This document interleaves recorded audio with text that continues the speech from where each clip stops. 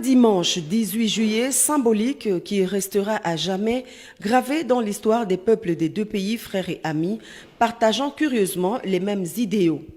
Tout commence par la signature par le président Félix-Antoine Tshisekedi Tshilombo du livre d'or, suivi d'un tête-à-tête entre les deux chefs d'État et une séance de travail entre les experts des deux délégations. L'accord signé ce dimanche prévoit de renforcer les relations de coopération dans tous les domaines d'intérêt commun et une meilleure prise en compte des potentialités économiques et humaines.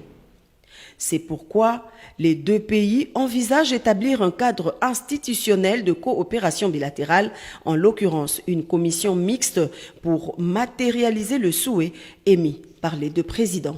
Les combats menés par Amilcar Cabral, père de l'indépendance bissau-guinéenne, et celui porté par Patrice Emery Lumumba rappellent les similarités qui caractérisent l'histoire glorieuse des deux nations.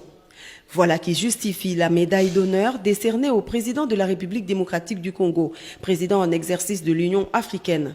La médaille honorifique Amilcar Cabral, la plus haute distinction décernée par ce pays aux personnalités, rappelle cette grande figure de l'indépendance bissau-guinéenne qui, à l'exemple de Patrice Emery Lumumba, a payé de sa vie pour donner à son pays une souveraineté nationale et internationale. Lumumba et Amilcar Cabral, ils sont contents de voir les jeunes fils ou leurs fils se retrouvent.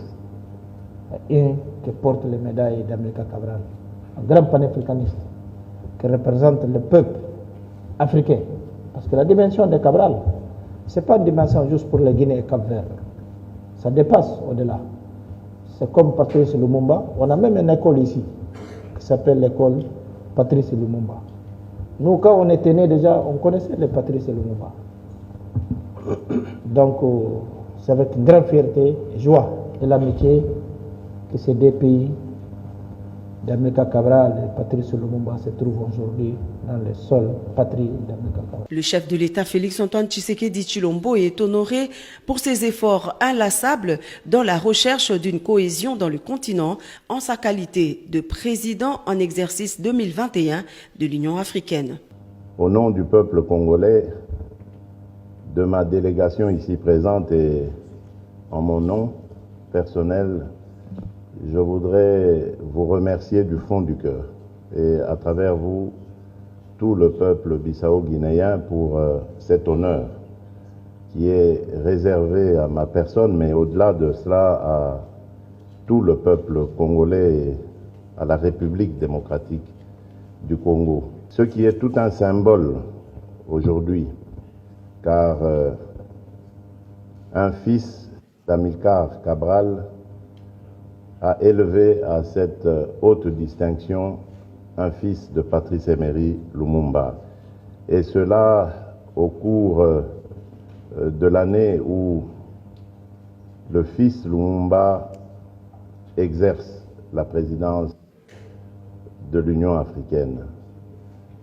Et également l'année où la Belgique a enfin consenti de rendre à la République démocratique du Congo les restes de son héros national. Malheureusement, à cause de la pandémie de Covid, nous n'avons pas pu rapatrier ces restes. Ce sera pour...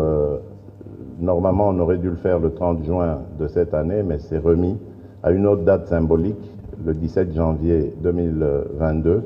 Comme dans toute jeune démocratie, il ne peut y manquer de couac. Mais ce qui est important pour nous, c'est de garder le cap, de continuer à œuvrer pour promouvoir la démocratie et les libertés. Une matinée pas comme les autres, ici sur le parvis du palais présidentiel, que la population avait déjà investi depuis les premières heures du matin dans l'espoir d'apercevoir celui qui était sur le point d'être honoré par la Guinée-Bissau.